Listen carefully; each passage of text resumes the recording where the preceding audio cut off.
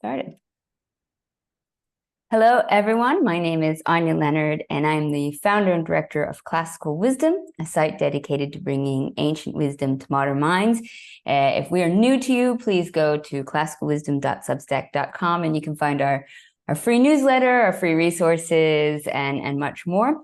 And I'm very happy today for our this month's event webinar with Philip Freeman. He's the professor of humanities at Pepperdine University in Malibu, California. He has earned his PhD from Harvard University in classical philology and Celtic languages and literature. He is the author of numerous books, including Alexander the Great, How to Tell a Story, How to Grow Old, Julius Caesar, and most recently, Julian, Rome's last pagan emperor. And I'm very happy to say, Philip, I've had the pleasure of doing events with you many times over the years, so I really appreciate you joining us today. Oh, my pleasure. I'm glad to be here. Well, and I actually, a lot of times, I'll be honest, I get so many PR and publicity people writing to me saying, here's this new book, And I was actually online and I saw your book and I was like, I'm excited about this. We need to have a conversation. So Yeah. I was glad you could join me to discuss this Roman emperor. I should begin, I guess, by apologizing to everybody. I was eating a slice of pizza and I broke off my tooth. So I'm lisping a little bit. So please forgive me. I look like a hockey player too. So, but it's getting fixed. It's like street cred, I once had a tooth come apart in Indonesia with a tortilla chip, and it happens to the best of us. I'd like to say it was in a bar fight, but just eating a slice of pizza. I don't want to know what kind of pizza that is. Now, before we get started, I do want to just say two more little notes. One, for the sort of structure of this, Philip and I will begin with some questions about who is Julian, the Roman emperor, but we will be taking questions from the audience. So feel free to say hi in the chat. Maybe Sean, our excellent managing editor and man behind the scenes, can say hello to everybody in the chat so that you can see where that is and you can add questions as you feel. And also, just before we begin, we will have another event in about a week and a half, December 9th, and it's going to be something very different on literary fiction.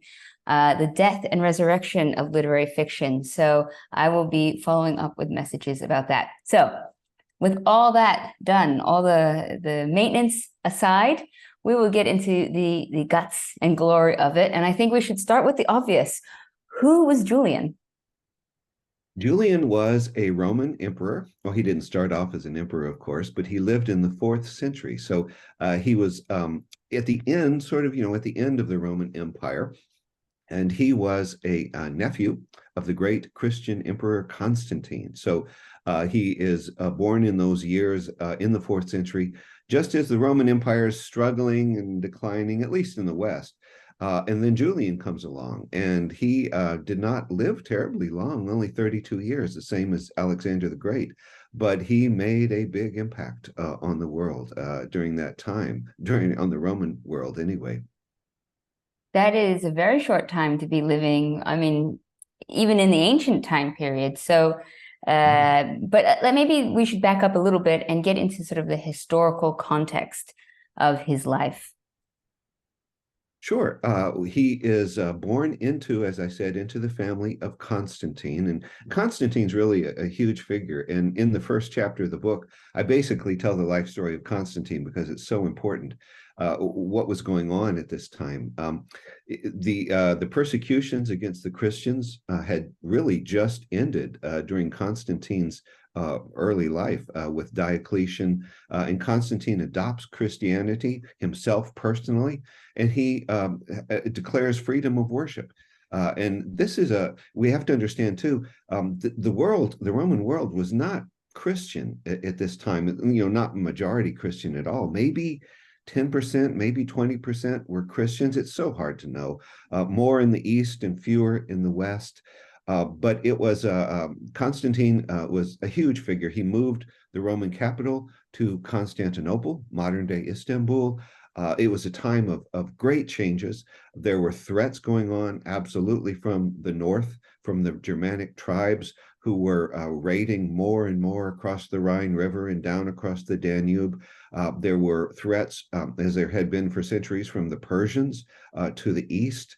So Rome was faced with a lot of military challenges, social challenges too. Of course, there's always war and poverty and disease going on at the time. So Constantine is in this world, and he accepts Christianity, and he adopts Christianity, although he's a little shady about it in some ways. He certainly doesn't, embrace Christianity as a missionary or anything like that. He's very much open to other religions, the traditional religions as well. So, but he is absolutely Christian, and his family is Christian. He has Constantine has 3 sons, and they're Christian. I mean, it's the family religion now. You have to do it. And then Julian is born. He was a son of one of Constantine's half-brothers, actually. So Julian is part of this greater network of Constantine's family. And then when Constantine dies, he divides his empire among his 3 sons, which is almost always a bad idea. Charlemagne did the same thing, and it just didn't work out. And so the 3 sons start to fight with each other all the time, and basically kill each other. Except Constantius, his son, comes out on top of the great dynastic battle and becomes the sole emperor of the Roman Empire. And although he's a Christian, he basically kills everybody left in his family. And only Julian and his brother Gallus, they're the only relatives who Constantius allows to live, mostly because they're too young, and maybe because Constantius realizes he's not going to have any kids of his own, so maybe he ought to leave somebody alive. And so this is the world that Julian is born into. It's amazing how often in the Roman Empire there's these like just super murdery families. Yeah, yeah. Oh, yeah. I mean, it's like reading about Tiberius and Nero, and it just happens again and again and again. So how did he end up becoming the man in power? How did he get to that position, considering that there wasn't any direct, obvious lineage that it was going to be him? They just by fact that he survived? Kind of, yes. He was first of all a brilliant man, just one of the smartest, most intellectual of Roman emperors. Absolutely, he saw himself as a philosopher, and he was, and so he really wanted more than anything just to study philosophy and be left alone. But when he turns 18, he meets with Constantius, and Constantius with him and his brother Gallus. And they are brought in to the family. His brother Gallus first. His brother Gallus is made a Caesar, which is kind of like a junior emperor. And that doesn't last very long, because Gallus is really not a very nice guy, and Constantius ends up having him executed. And then he calls Julian to the capital at Milan in northern Italy. And Julian, of course, as a young man now, he's scared to death because his brother's just been executed, and he thinks with good cause that Constantius might be ready to kill him too. But he comes to Milan, and Constantius, with I think the intervention of his wife, persuades he orders Julian to become a Caesar, a junior emperor, and go to Gaul and serve and represent the family there in Gaul. And so at this point, Julian is the only one left of the family of Constantine. And so I think Constantius chooses him really because he doesn't have a lot of choices. And Julian has got to be the most unpromising general ever. He had never fought. He was very much a bookish young man. And so there was no reason to think he was going to be any sort of a military success, and probably no reason to think he was going to be a threat either. So I think it's really interesting, the fact that he had this sort of philosophical background. And I'd love to hear maybe a little bit more about that. Was there a specific type of philosophy he followed, or a specific tutor? I mean, of course, we have all these sort of almost philosopher kings that everybody's sort of hoping for. Did he kind of fall into that category at all? He did. I mean, he's kind of like Marcus Aurelius in that sense, that he's a philosopher, He studied everything from the earliest ages. Even though he was guarded and isolated a great deal, he had very good tutors. He had, when he was a young man, he had a tutor named Mardonius, who tutored him in everything. And he just loved Mardonius. He writes about him later on in his career, and just is so impressed with this man who taught him literature, taught him language, the Greek language. And so he had a number of great tutors along the way. He ends up in Athens, actually, after when he's about 18 years old. He's actually not there very long, but it's a center. It's kind of like Oxford, England, or Cambridge, Massachusetts. It's an academic center. So he studies philosophy. He leaned toward Neoplatonic philosophy, which was very popular at the time. It's hard to describe, but it's kind of like existentialism. If I couldn't do it in one sentence, but it's a continuation and adaptation of Plato's view of the world.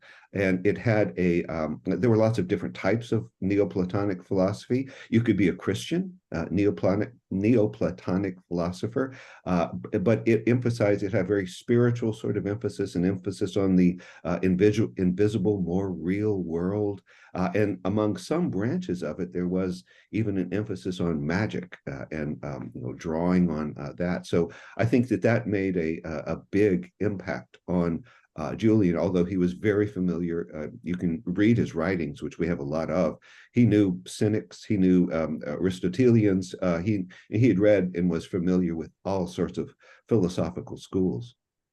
So, I mean, I was going to ask if the philosophy was part of the reason why he ended up not being Christian. But you just said that it was compatible potentially. So what made him sort of turn his back on the family religion?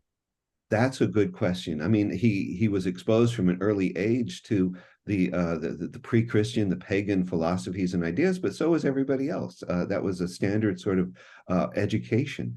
I think it could have been that he was influenced by Neoplatonic sort of philosophy, but you certainly could be a Christian and be a very good Neoplatonic philosopher. There were plenty of those, but I think what really got to Julian, and this is a little bit of a guess, what the reason he stopped being a Christian, the reason he became what was later known as an apostate, somebody who steps away from the faith, I think was because he saw Constantius, who was his cousin, who was supposedly the great Christian emperor, who had slaughtered his whole family, murdered his father, and behaved in, I think, what anybody would have to say is a very un-Christian way. And so I think Julian, I think that had to be a big factor, sort of looking at the behavior of supposed Christians and saying, if this is Christianity, I want no part of it. But he also was a great lover of the classics, of the old, and so I think he would be naturally drawn to the religion or the religions of the ancient world, of the Greek and Roman world before him. Yeah, I guess it's interesting nowadays because we can still be great lovers of the classics and not really feel the need to sacrifice to Zeus or Hera. But of course, back then it would have been a lot more contemporary to do so. Yeah. So I think it's very interesting that he has this very different dynamic depending on how he was seen as an apostate or a philosopher. How was he viewed in his own sort of time period? Well, during his own time period, it really depended who you were. As he adopts paganism, he adopts the traditional religions at about 18, and he does it secretly because he's no fool. He knows if he comes out as a pagan, he is going to get killed by Constantius. So he goes through all the motions, goes to church, all of that stuff. And he is absolutely brilliant at imitating a Christian because he was just deeply versed in the Bible, in Christian theology. When you read his writings, he can quote the Gospel of John and the book of Isaiah, and just off the top of his head. So he's very, very familiar with it. But he can't, so he can put on a good show. But he I forgot what your question was. Where were we How going with how this? is he viewed by his? Oh, yeah. Yeah, I do this in class sometimes where I'm lecturing to my students and I go off on a tangent and forget what I was going to Well, say. we say that in Spanish we call that por las ramblas, and I think it's beautiful sometimes because it's like going for the branches. Sometimes our minds, and you get sometimes beautiful results. You never know. Yeah. So it's, but yes, the fact that Well, he was such a good Christian is really interesting. yeah, I mean, he was really good at certainly imitating a Christian, and in his own lifetime, I think he was. There were people, and certainly when he came out as a pagan, there were, the whole church turned against him, the powers of the church. But I think in general, he was. Fairly well supported by the army. Only a very small minority of the army were Christians, probably. And so he had the support of the army. He was a great soldier. He was unexpectedly brilliant as a general, and he took care of his men. And so he had the army support, which is so essential for being a Roman emperor.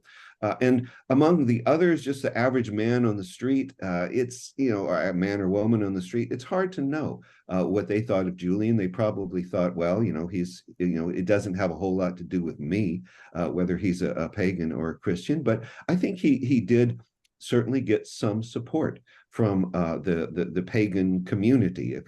There was no. The interesting thing is, in the Greek and Roman world, there was no pagan church. Or anything, no hierarchy. So you had multiple cults. And I think, that's going to be important, I think, to the eventual defeat of paganism. But there was no central organization at all. And so even though Julian may have had, or did have some support for his ideas and his emphasis on trying to bring back the old religion, I think your average man and person on the street probably wouldn't care a whole lot about it, but there was otherwise a division of the supporters of Julian, even some Christians, and then the Christian hierarchy that objected and did everything they could to bring him down. I didn't, it's funny to think that, but I never really realized so well that how the pagan religions would have been decentralized. I guess I think that would have been like an anti-fragile type of element. In a way, yes. And one of the things that Julian does, after he becomes emperor, maybe we're jumping ahead a bit, but when he becomes emperor and he starts to try to revitalize the old religions, is he tries to organize it like a Christian church, with a hierarchy, with him at the top. And he tries to organize charity events and things like that. And all of it actually, it was very, some sort of unified pagan religion was totally foreign. And so that actually was a failure on Julian's part. It wasn't, it wasn't a bad idea. It just was, I think, kind of doomed to fail. Because there were, multiple cults and religions, and you could be a worshiper of, a dozen, Mithras and Zeus and Dionysus and whoever you wanted to mix and match. It was like a cafeteria, and also you have your local gods, and so it was not unified and centralized in any way. That's fantastic to think a bit about him sort of trying to cherry pick maybe the different religions and make a combined effort. But as you said, maybe we should jump in and go over his reign. Like what did he do as emperor? What made him stand out so that we should be talking about him still? Well, we think of him as, Julian the Apostate, the great foe of Christianity, but actually he was, there was a lot more to him. He didn't rule for a long time, only 3 years, which is a really short rule, from 361 to 363, I believe. But during that time, he did some major reorganization of Rome.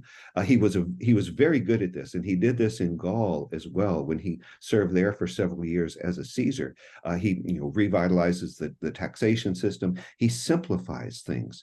The bureaucracy under Constantine and his sons had grown hugely, and so what he wanted to do was simplify. He gets to the palace at Constantinople. and he sees so much waste, and so he comes into and he makes a good start at least of simplifying things and getting rid of some of the bureaucracy.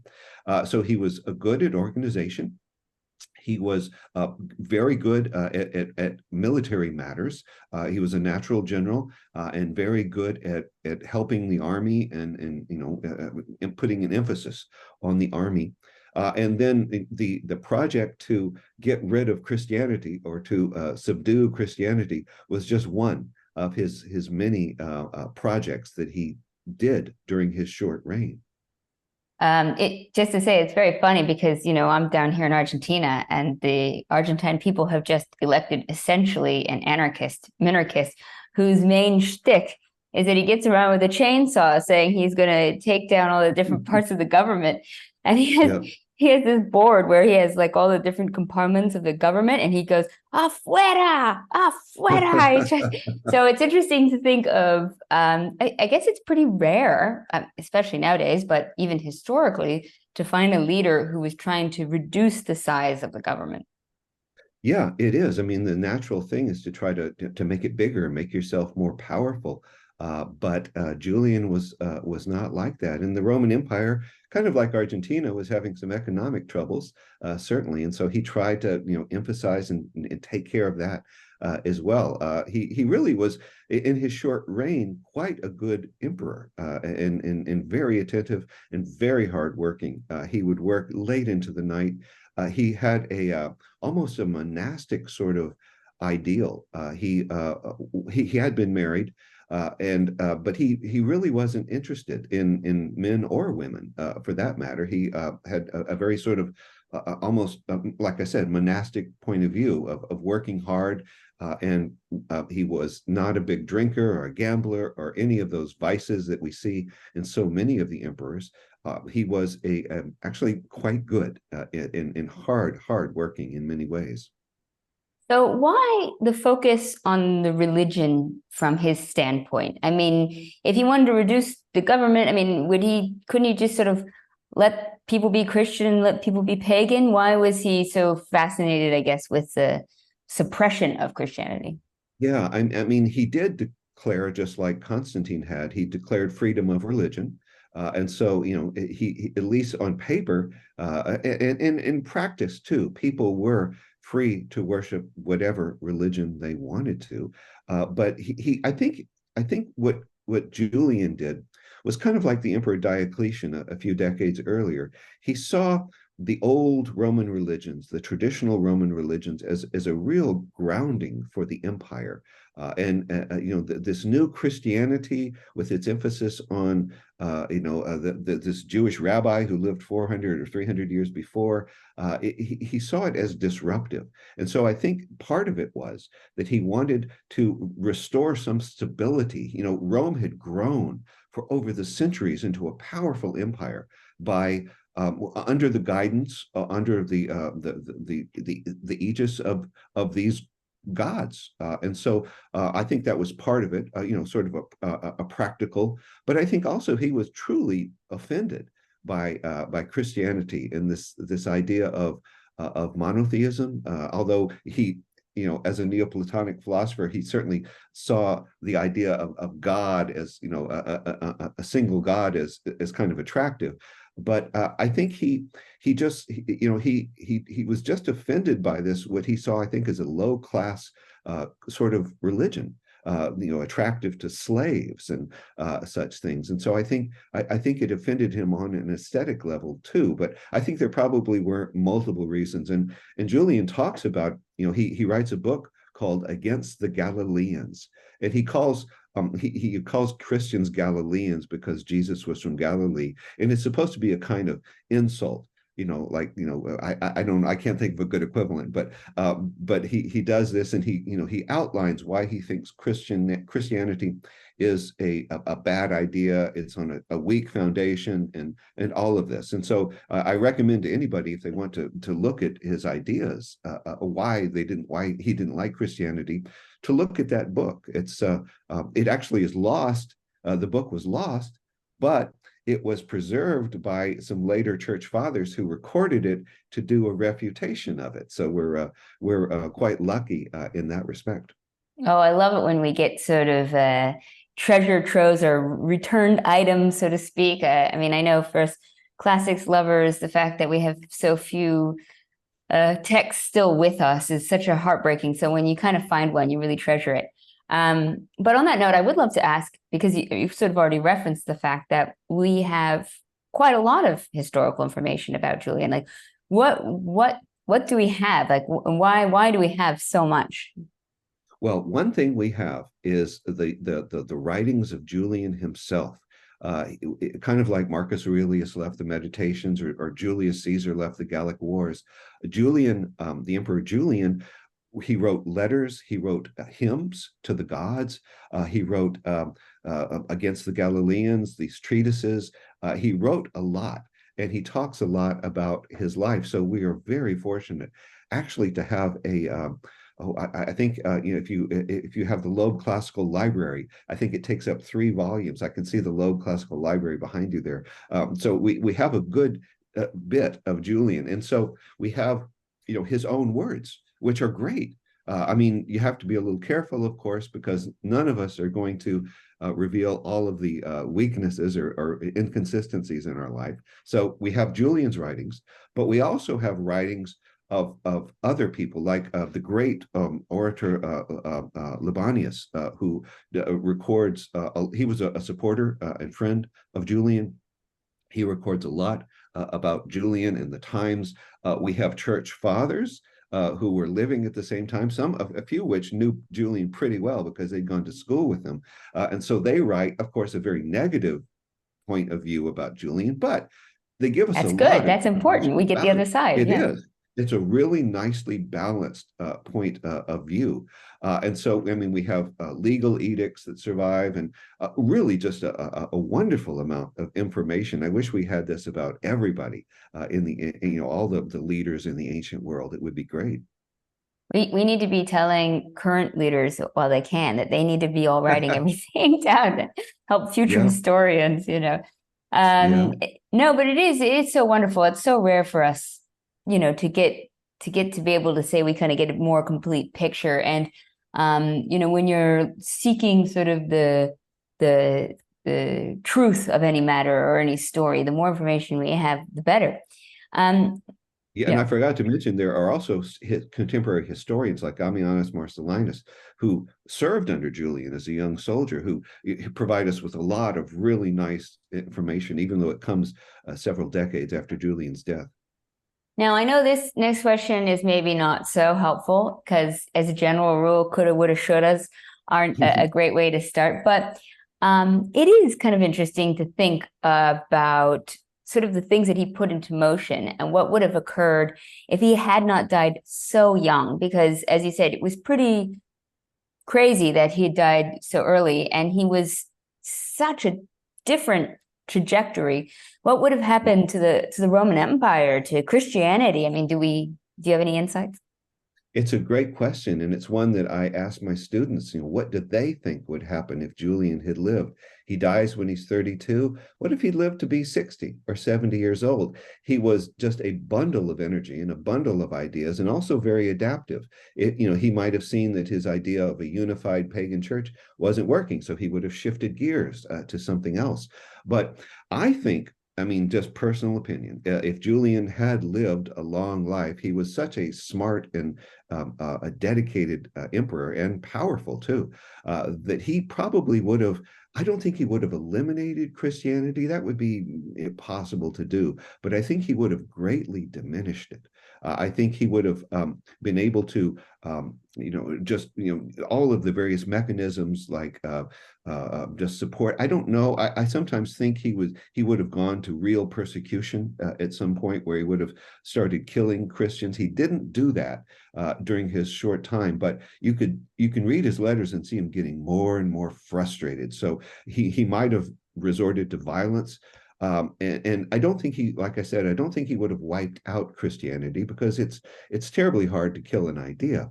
But I think he would have diminished it, and so we would be living such a different world. Imagine, going to Europe with no cathedrals, or imagine no Dante, imagine no Saint Augustine. It would have been, it would have been a very, very different world without Christianity. I feel like we can rewrite the John Lennon song, maybe. Imagine. Yeah. Now, I'm going to turn to audience questions pretty soon, because I've got some already submitted in advance, as well as some that people have already been writing in. So everyone, feel free to add in what you like to ask. But I kind of always want to bring up this point, because the whole concept of classical wisdom is bringing ancient wisdom to modern minds and kind of showing the relevance of the classics. So why should we be studying Julian? What can his story teach us? And I mean, we kind of live in a somewhat predominantly Christian world still. So why isn't he kind of seen as the apostate instead of the philosopher? Well, he was, he was vilified for centuries after his death, but it's really during the Enlightenment that that Julian's rediscovered by Voltaire and by others, and it put forward as more of a hero, or an anti-hero, I guess. I mean, what we can, I think, it's a great question, but why we even study the past. I study the past not so much because I think it's going to help me with the future, but it's just so fascinating to learn. And so I think, learning about Julian, learning about conflicts of religion between different ideas is, I mean, it's very, it's helpful. I mean, I'm going to back up a bit and just ignore what I just said. It is helpful for understanding the world in which we live, because as much as things can be different in the past, you keep seeing the same elements replayed again and again.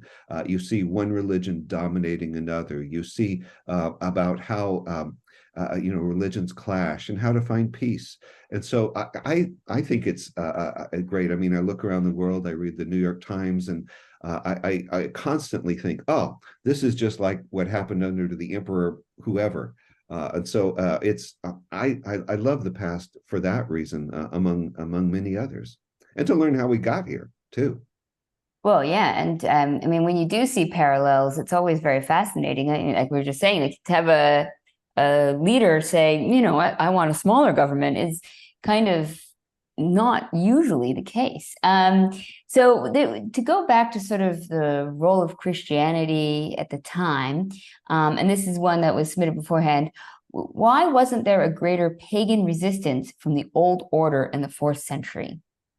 Yeah, I think part of it was that paganism was so decentralized, honestly. And there was some pushback. I mean, certainly among intellectuals who wrote books, and who were also familiar with Christianity, and so they said, this religion is not well founded and such.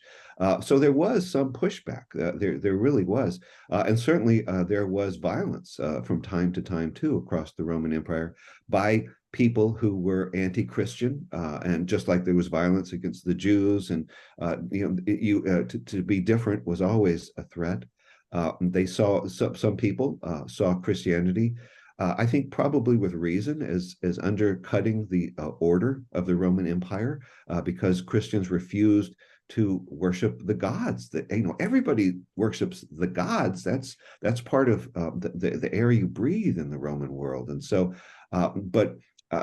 I'm honestly surprised too, that there wasn't more pushback in the ancient world against Christianity beyond what we have. But I think it's because, in some ways, all of the things I just said, but also because nobody took it really that seriously, or many pagans didn't see it as a huge threat. It wasn't until the time of Julian and afterwards that people really saw the handwriting on the wall about how things were going, and then some of the last pagan philosophers really jumped into gear and started really trying, but by then it was too late. I wonder if there's I mean, potentially a modern parallels I will leave aside, kind of one of those things of sort of more like class differentiation, where the elite are kind of continuing as they are, but, you know, if Christianity was so associated with the slaves and the peasants and the working class, it could be growing exponentially while people at the top are just kind of ignoring, you know, huge social movements that are taking place. Yeah, they may not have even noticed because the Christians rarely had churches. Everything was done in homes, you know, until the time of Constantine. So, and it definitely was a class difference. Even though there were upper class Christians, it was largely a lower class movement. And so, Rome was a very snobby society, and so it was very easy to dismiss Christianity and, you know, whatever these Eastern religions is unimportant and not worthy of my attention. Now, to start bringing up some of the questions that coming from our audience that I appreciate you guys writing in. There's two books that, of course, people have been asking your thoughts on. The first one is The Death of Gods by Julian the Apostate by Dmitry Marozonsky, which is such a brilliant book. I wanted to ask what your thoughts were if you'd read that book. And of course, the Gore Vidal book. Well, the first one, no, I haven't. I'm ashamed to say that I haven't. You know, I read a lot of things and looked at a lot of things, but not that one. The Gore Vidal book, I have been a huge fan of since I was a teenager. I must have read it 3 or 4 times. Gore Vidal is just one of the greatest historical writers ever for historical fiction. And I think he does a really good job. I mean, certainly he puts a lot of his own ideas and his own twists into it. So I would recommend anybody, if they want to read a fantastic historical novel, read his story, Julian. I think it's one of his best. And I'd also like to put in a plug for his book, Creation, which doesn't get a lot of attention, but is absolutely fantastic look at the 5th century in Athens. So I love Gore Vidal's works. I think Julian is definitely one of the best. You know, I'm so glad you said that because, you know, down here to get books in English, we have to sort of slowly ferry them across. And we might have pushed the boundaries with one of our friends in making him bring down lots of books for us. And one of them was that Creation book. So if you're going to be burning bridges with your friends by making them carry heavy books, at least make sure it's a good book. So one of the readers, audience said they agree about Julian by Gore Vidal. It changed my life at the age of 14. Creation is also amazing. So you're in good company. So next question from Costa is, how much of the conversion to Christianity in Constantinople and later old religion revival had to do with moving the capital from Rome to Constantinople? Yeah, that's a good question. I mean, the East was always more Christian than the West during the development of those centuries, and so the East was more urban as well, and so Christianity really grows up in the East more than in the West, even more than in Rome, and so I think it was helpful. You know, Constantine founds the city of Constantinople. Actually, it was a city there before, but he, you know, makes it a Christian city, builds churches, all of that. I think it was a factor. I think that the moving of the capital from the old pagan center at Rome in Italy to the new Rome in Constantinople, this city dedicated to Jesus Christ. I think it was important symbolically, if nothing else. Yeah, it's amazing how much attrition you can get in movement as well. So I think that's always when you see these kind of big changes in history. From our next question, is there a pluralist trajectory to Julian's perspective, sort of an edict of toleration? The Christians' exclusivism likely would have prevented that. What do you think?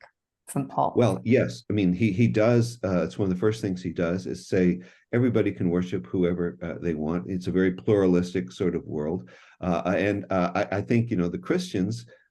We don't have to even imagine. We know what Christian emperors did after Julian. Eventually, they say, nope.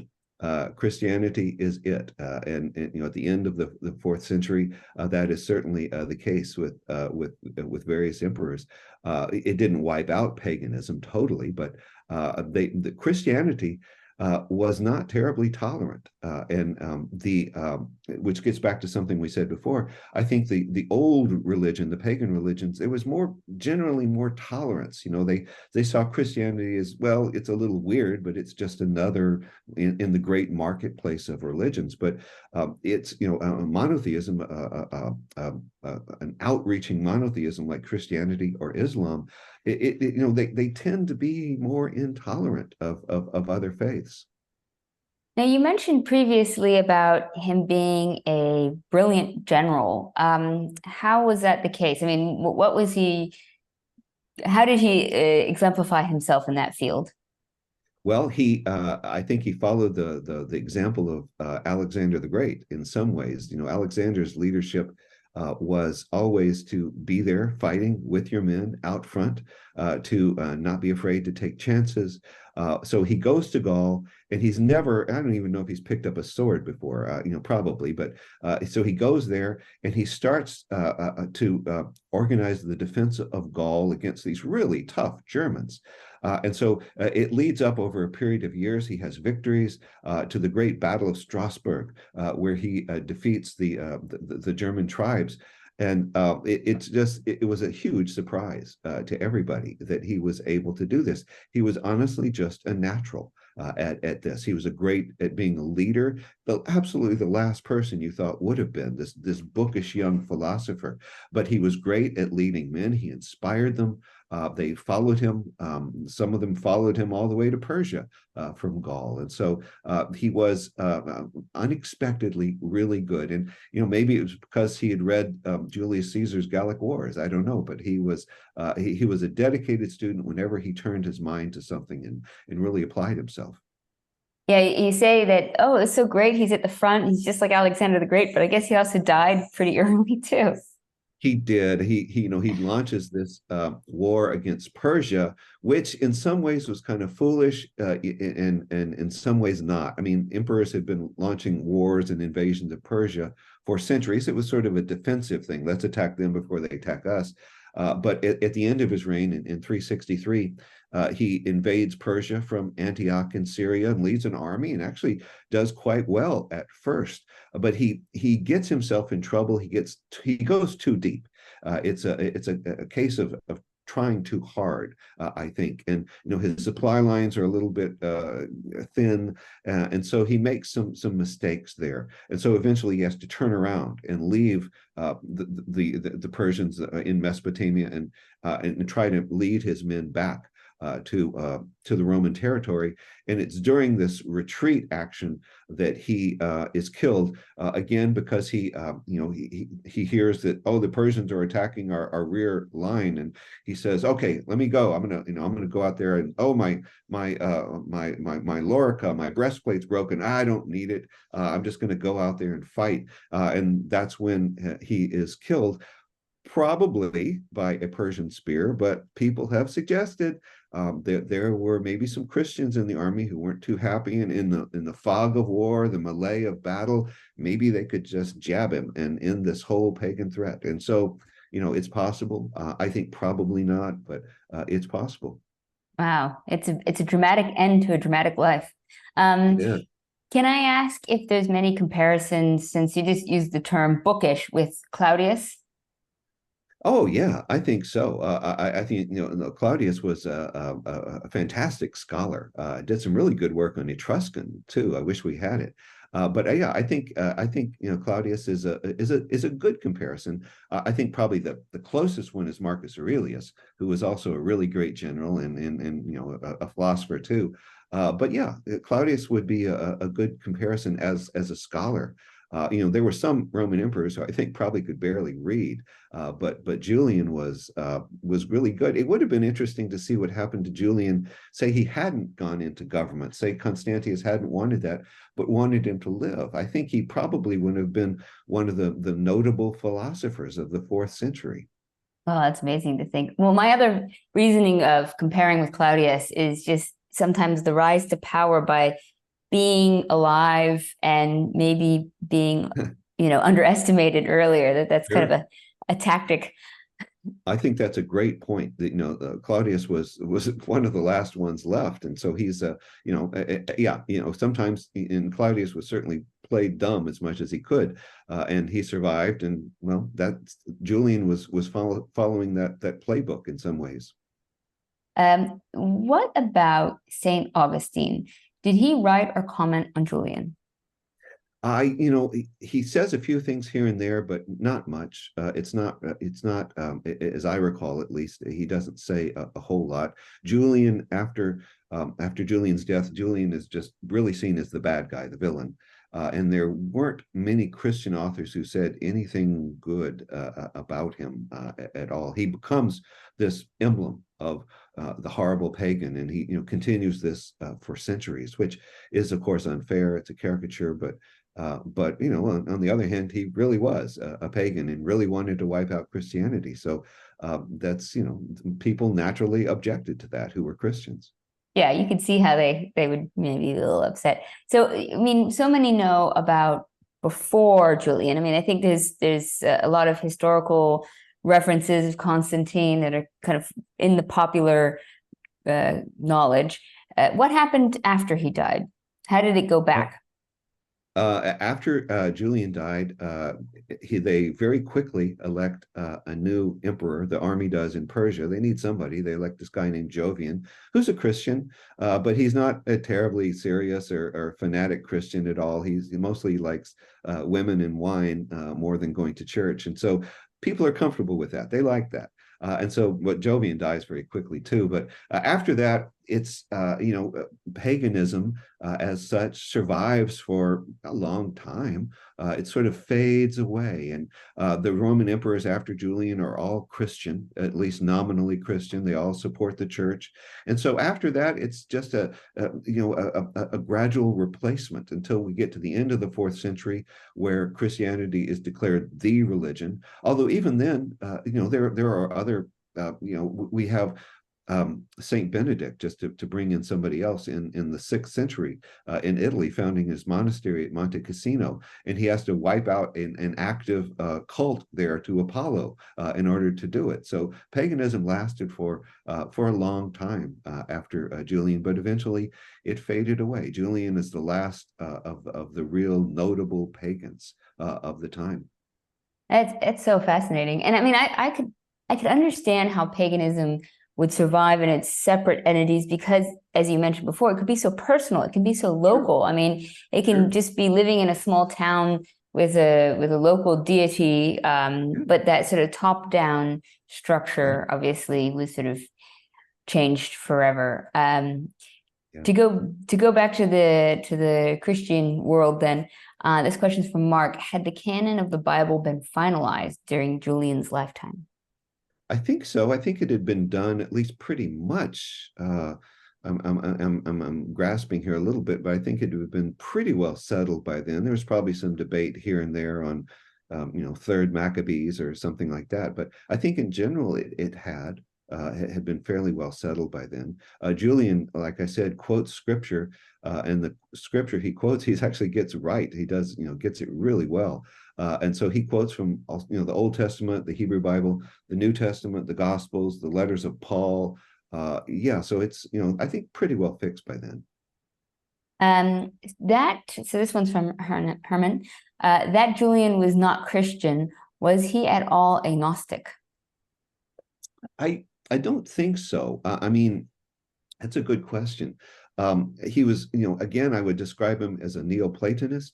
I would describe him as, certainly having Stoic influences, certainly open to all of the various gods and cults of the ancient world. But I mean, the Gnosticism, which again is an extremely broad thing in the ancient world, this idea that of our little group has special knowledge, gnosos, that other people don't.